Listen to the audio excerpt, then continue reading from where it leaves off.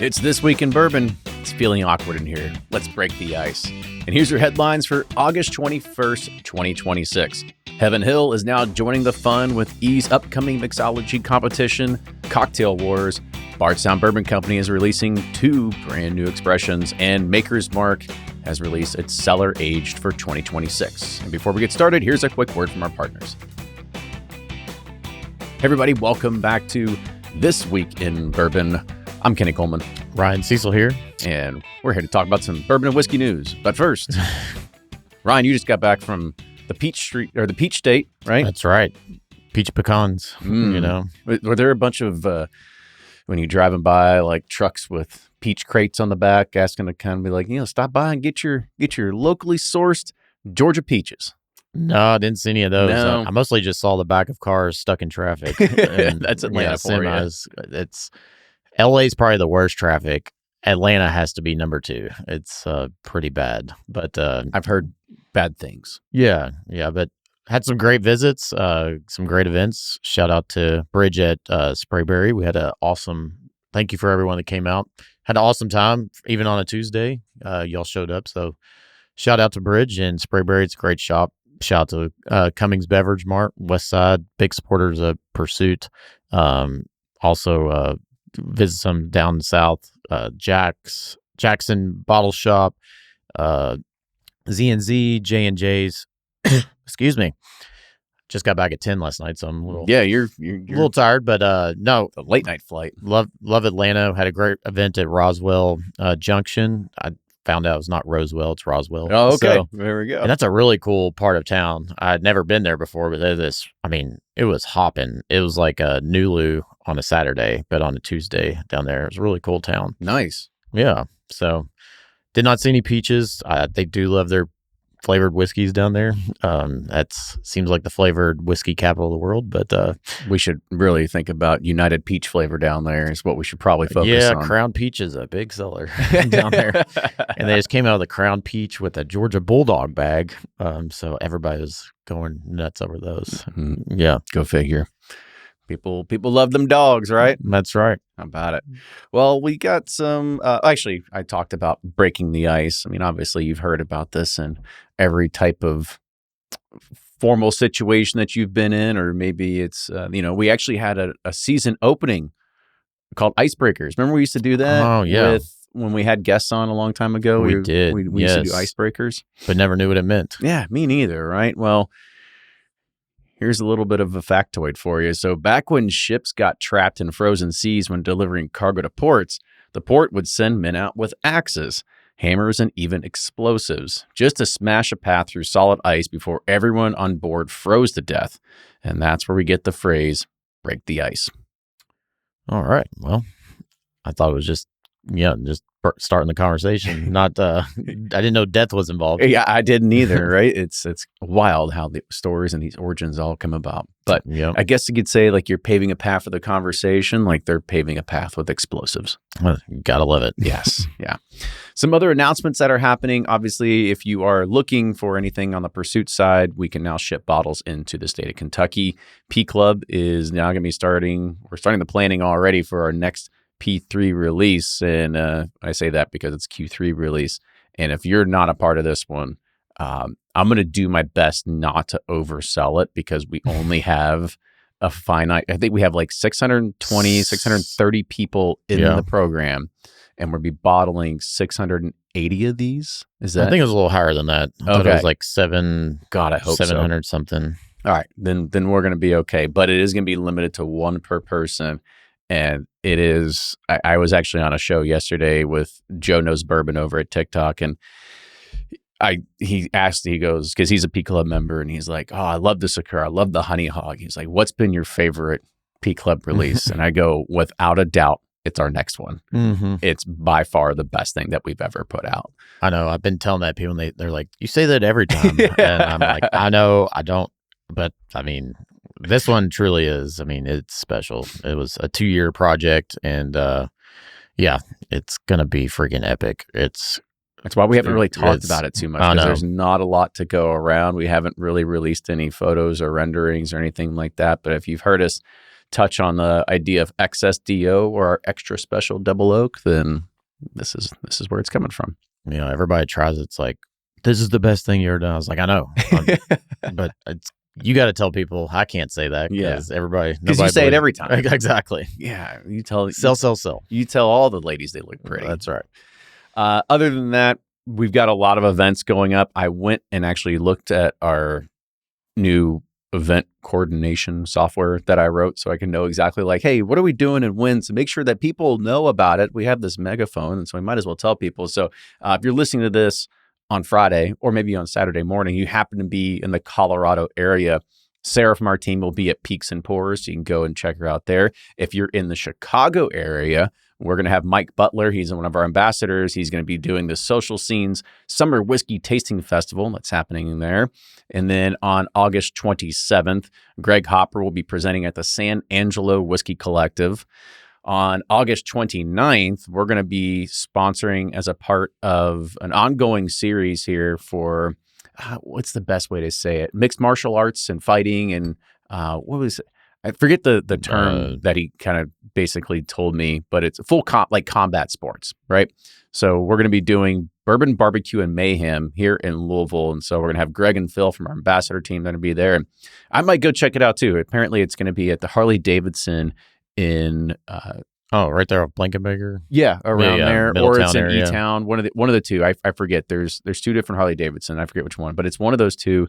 And there's going to be, I think, 8 or 10 boxing matches happening there in the parking lot that day. You're into that stuff, but it's me also, not so much. But you're into it. Yeah, and then it's part of a network. I forget what it is, but it's gonna be streamed to like 200,000 or 400,000 people or something like that too. So very cool to be a part of that. I will be in Chicago on September 3rd at another event over at Bitter Pop. So make sure you come and check us out there.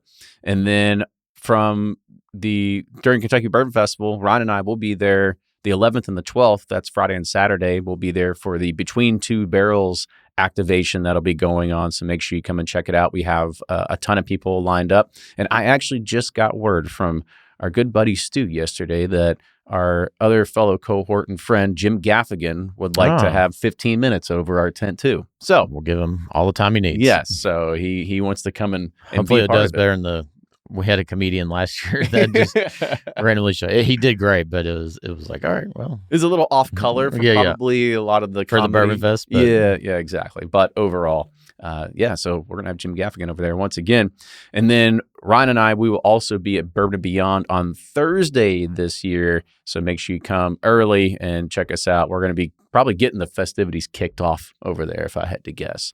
And then probably right before Lindsay Sterling comes on. So we'll get our violins and head on over there and help her out on stage. Is she a violinist? Oh, yeah. Check her out, Lindsay Sterling. We went and my daughter went and saw her. She does usually like a huge concert series during December and does, usually like 1 or 2 shows a day in different cities. But very much but it's very energetic. There's acrobatics. There's all kinds of stuff. Yeah. It's really awesome. And then 3 more here. So September 26th, Rick Knoll will be at the Food Adventure Memories dining experience. So there's going to be a Pursuit and FAM combination going on. So if you're in the Texas area, I think he's in Houston, go ahead and check that out. And then starting on October 1st here at Trial and Error, we're bringing in the Haunted Lodge. The Spookeasy. Ooh, yeah. So I know you're excited for that. You're a big Halloween guy. I am a big Halloween guy. I am not looking forward to getting the 12-foot ladder out once again and doing the hallway in yet another probably like 2-day cycle of putting in creepy cloth and light bulbs and all this other kind of stuff. Yeah, it's the thing about decorating for these things. But it sets the tone. It sets the tone. People love decorations themes, so you'll be our sacrificial lamb. I'll take it. And then October 11th, I'll be in DC for Premier Drams. And then I'll be in Missouri October 5th through the 9th, I think. And I know we got the date somewhat wrong on the St. Louis Bourbon Festival. That is Friday, October 9th, the St. Louis Bourbon Festival. It's awesome time. If you're in the St. Louis area or surrounding areas, you got to come. It's an epic festival. I'll be in the Kansas City area the 6th and 7th. I'm finalizing some events, but pretty sure I'll link it. No details yet, but I'm going to be doing an event with Gomers there in Kansas City, and along with the Kansas City Bourbon Club. But times and whatnot, still have to iron that out. But just put that on your radar for October 6th. And you'll probably be doing something with Meat Mitch over there, if I had to guess, too, Oh, right? yeah, my buddy Mitch Benjamin. He's got those awesome burn-ins. Ryan, just to bring it all back to meats once again, is, you had graciously left about 3 pounds worth of pulled pork or more at the warehouse. And I was like, well, I'm by myself for dinner 2 nights this week. I might as well go ahead and eat it all. And I did. And it was fantastic. And then, of course, Meat Mitch actually left some small barbecue of his womp sauce for us. The womp sauce is awesome. Yeah, that's by far some of the best barbecue sauce I've ever had. The womp sauce, and then Matt's got a holy cola that's really good on pork too. That's my daughter's favorite. But the womp sauce spices it up a little bit. It's nice. But yeah, that pulled pork turned out good. That was a Meat Church recipe. So if you're wanting to nail the pork butt, go look up that recipe on Matt's YouTube channel. I guess I've been taking the easy way out because I've had my green egg forever. And then when I got the Weber sear grill, I was like, well, I'll just go ahead and just do this. And I always did like the turbo method, which was not low and slow. It's like 350 to 375, 9 hours straight. You just go. Okay. And it works. But yours was really, really good. It was way better than one I've ever made. So I was like, all right. So there's something to making it. I did 275 and it took about 9 hours. So I don't know. Yeah.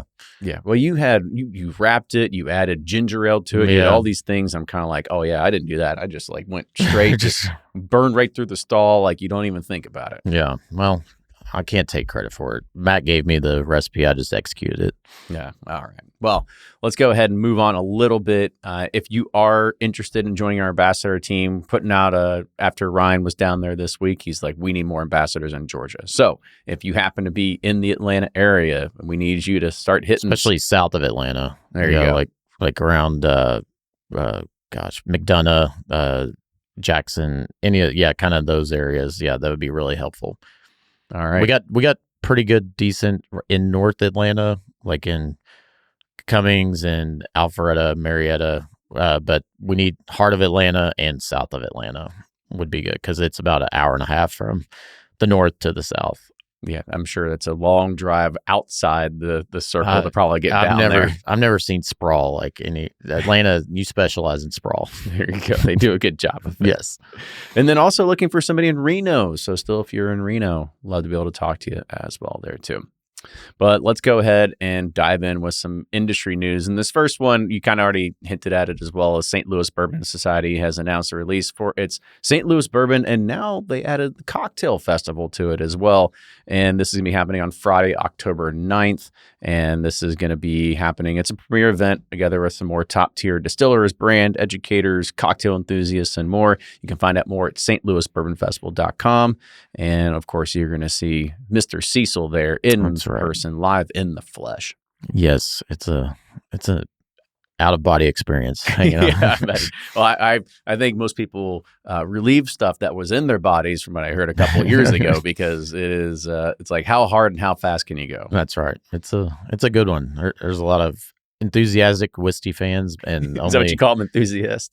It's like enthusiastic. Just take down as much as possible. Yeah, it's a good one. I'm excited for it. Oh my gosh, we have something in our glass. I forgot to even get to it. Yeah, well, someone from the news there. Yeah, so we got some Old Elk. Seen a lot of buzz around these 10-year. They have a 10-year wheated bourbon, 10-year wheat whiskey, and then their 10-year bourbon with malt. So, anyways, I pulled the wheat whiskey because we picked a bunch of these, I don't know, 4 or 5 years ago, and they were just absolutely amazing. So I'm excited to see it at 10 years now. 10 years, yeah, because when we picked, they were like, what, 5, 6? Yeah. Was usually when we started picking back then. So I'm really in for a treat here. Well, yes. Go ahead. Hit us with the nose. Man, getting like Welch's grape juice. A little bit of good oak character there too. And some, nice sweet oak. There's some honey and it's like a honey grape serenade. Some honeydew, maybe some cantaloupe in there. That's right. All right, on with the taste. Probably no cantaloupe if I had to guess on the taste.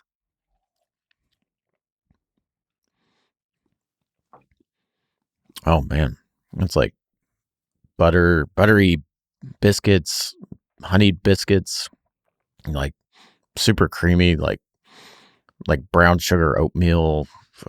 Gosh, creamy. It's like a breakfast pour. I don't know. I put cantaloupe in my head, and now I'm kind of like, well, if you dip the cantaloupe in chocolate, I guess I could probably get that flavor out of it. But that's just me. Yeah, that's dangerously delicious. That's crushable. Oh, what's the proof? 103 proof. 103 proof. There we Yeah. go. And we don't know the price. I forgot to bring it up. But go ahead and give your rating real quick. Nose, thumbs up. I really like the nose. Taste, thumbs up. Finish, I mean, this is really good. And I think these are like $75 or something for a 10-year wheat whiskey. So pretty good value too. Yeah, totally. So if you see these old elks floating around, I'd pick one up. Yeah, we talked about it on, I think, This Week in Bourbon a couple weeks ago. But obviously, so much stuff happens and kind of forgot about it already. So good job, Luis, who you heard on the podcast recently as well too. So cheers. Cheers. All right, back to two more news segments is that tickets are now on sale for another raffle that's benefiting the Hanger Foundation for our friends over at Give 270. And the raffle is known as the Bourbon Raffles Series number 13.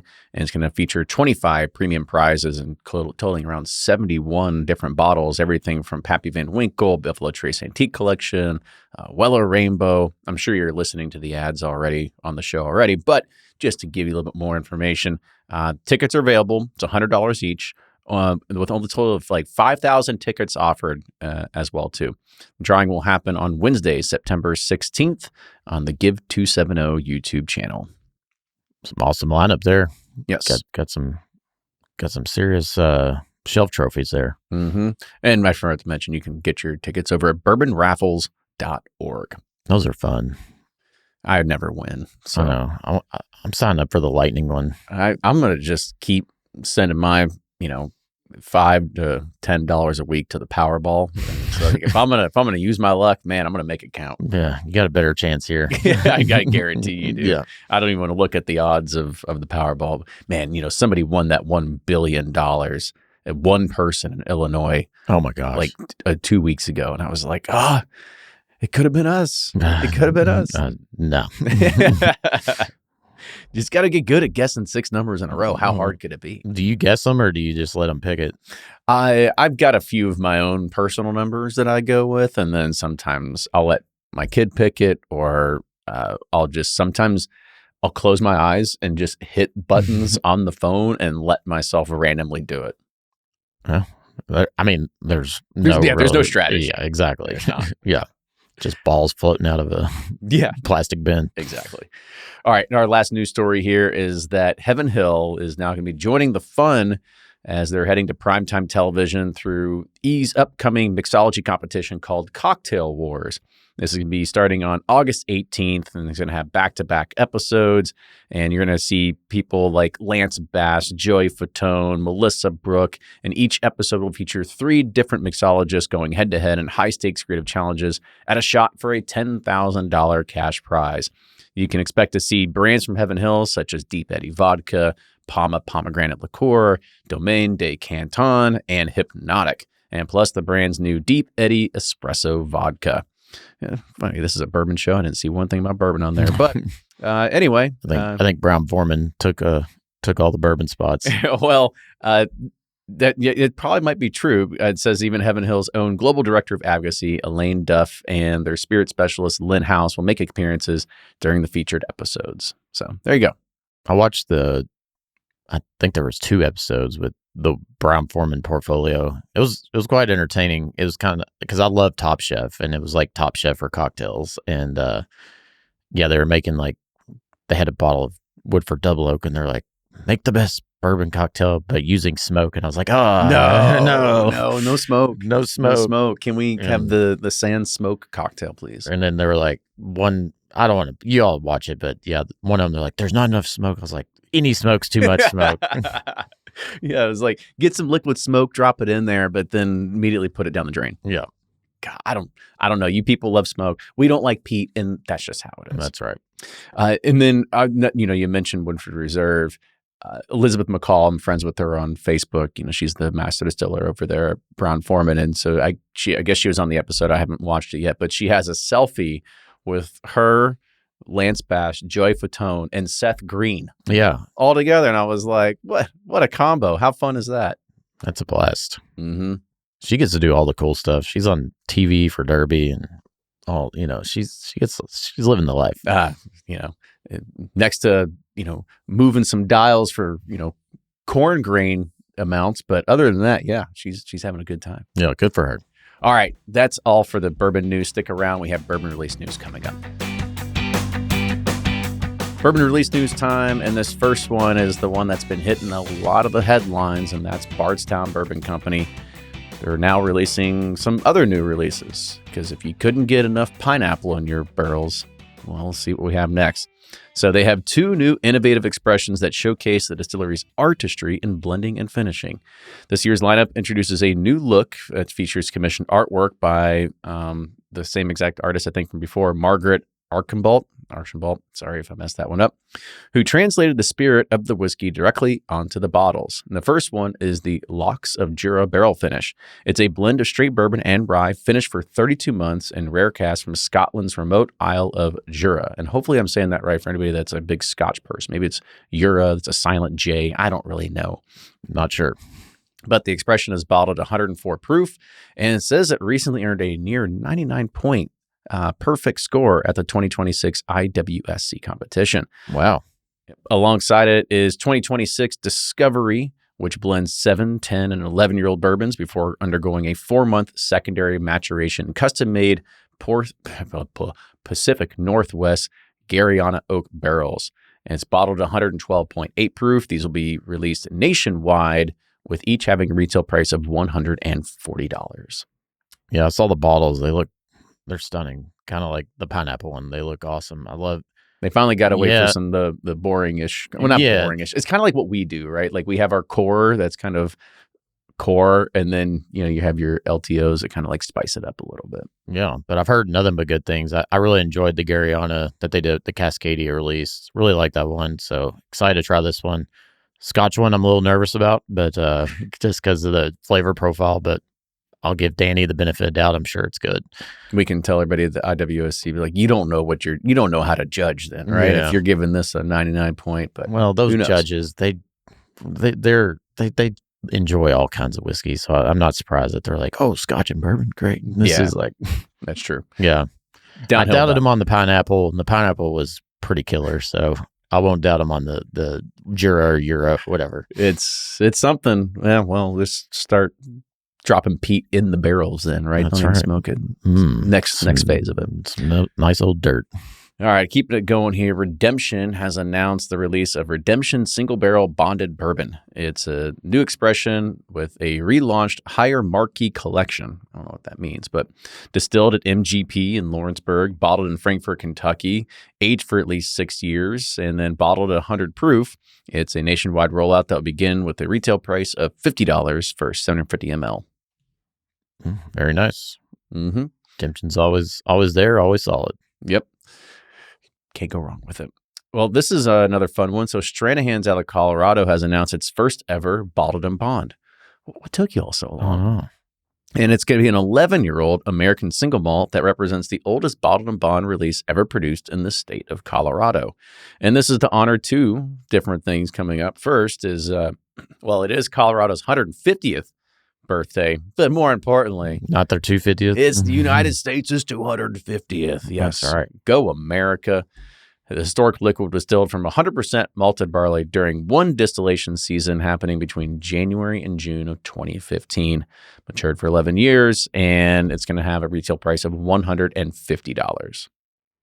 I mean, maybe they didn't have a bottled and bond because single malt wasn't really a defined category until recently. I don't know. I mean, couldn't anything that's a whiskey be bottled and bond if it's 100 proof? I'm not sure. I'm just trying to figure out why it took us so long. I mean, you can't do a clear spirit. It has to be barreled. It has to be aged for at least 4 years. I've never heard of a rum being bottled and bond. That wouldn't make sense. Mm-hmm. But I think it only applies to the whiskey category. Yeah, I don't know. Because it happens in rye whiskey. Rye and bourbon. Yeah. So you don't hear about it. So I don't know, because single malt wasn't a category until recently. Maybe that's why they can do it now. could be. Yeah. Could be. They're like, we've been doing it the whole time. It's just we had no way to say it. We're just waiting for you all. Yeah. Keeping Colorado in the story here is that Branch and Barrel has announced released its first ever straight rye whiskey. They're coming out of Centennial, Colorado. It says 51% rye, 40% corn, 9% malted barley. And this is hard winter rye grown in the San Luis Valley, which also serves as a sustainable winter cover crop. And it's also a pristine water source that comes from the Arapaho? I don't know. Yeah. Arapaho aquifer. Yeah. Don't quiz me on all the Native American terms over here. But aged for 3 years, and I do not have a price tag next to it. It's a great valley for crops. I'll take your word for it, but it sounds like a great valley. Yes. Yeah. And aquifer. Mm-hmm. And just to keep some more state-themed things here going through, Texas, their Cooper's Whiskey is now having celebrating local craftsmanship with its newest limited edition release called the Cooper's Whiskey Texas Oak Bourbon. This is going to feature an 8-year age statement finished in toasted Texas-grown white oak barrels. And it's going to highlight the collaboration between standard cooperage in Blanco, Texas, which is the first cooperage in the state of Texas, and, of course, this distillery. It's a 75-21-4, bottled at 114.8 proof, and has a retail price of $70. All right. It's not post oak, it's just white oak from Texas. Is that what they're saying? I guess. Yeah. I don't know. But toasted Texas-grown white oak. But I'm interested. Yeah, I think, gosh, who did we talk to recently on the show about? I think it was the folks from Milam and Green. Now I'm looking at their bottle over there, how they're probably working with standard cooperage as well out of Blanco, Texas, because that's where they're at. And so, yes, there's now a cooperage in the state of Texas. Texans love Texas, so might as well get your wood from there, too. I wonder if their barrels are bigger. Might be. Probably have to be. Yeah, damn heat. Should be. Instead of your 53, let's just double it. That's right. Why not? All right, 2 more things, and this is all about the state of Kentucky over here. So New Riff has announced the return of its sherry finish malted rye, and this is going to have it's a combination of Oloroso and Pedro Ximénez sherry casks that for this rye went under a secondary maturation. It's a 6-year, it's 117.3 proof, and will have an SRP of $70. I like this expression. It's really good. New Riff's been on fire lately. They've been doing a great job. Jack Daniels has been doing a great job. I think it's been a really solid year for bourbon. Oh, even no doubt. In a down, when people call it a downtime of the category, overall, it's been a pretty good year. I agree and concur. Mm-hmm. Well, our last one here doesn't really need a whole lot of talking about it because it's coming from one of the big producers out there, and that's Maker's Mark and their Cellar Aged 2026 release. This is going to be a blend of 11, 12, and 14-year-old bourbons, bottled 119.3 proof, and will have an SRP of $150. No surprise, it's good. We got to try it last week with Blake. Looking at the bottle right here on our floor. Yeah. You know, the first release of it, I was like, it's just okay. But ever since then, it's been really outstanding. Yeah, so. It's been getting better. Yeah. And it's going to be a great episode when we talk about Blake, about like, why did you actually need to do this? For years you talked about Makers was great just the way it is. Yeah. And now it's like, you gotta play the LTO game just like everybody else. Yep. But that's the nature of the business. But it's going to be, we had a lot of great guests that we've had on the past couple weeks. And so, we get to take a little bit of a breather. I think we have about maybe 3 more recordings, and then we're done until January and February, man. Oh, wow. That'll be a relief. Yeah, I know. We get to... But we had some great guests, great conversations. I learned a lot this season. I guess we can call it a season of recording. Yeah, it's a season of recording, but it still comes to you on a weekly basis. That's right. That's the best way to do it. But yeah, we'll still always have every week coming with the bourbon release news and other bourbon news happening in the world around you. But with that, cheers, everybody. Hope to start seeing you make your plans for the Haunted Lodge starting October 1st. Love to see you down here at Trial and Error.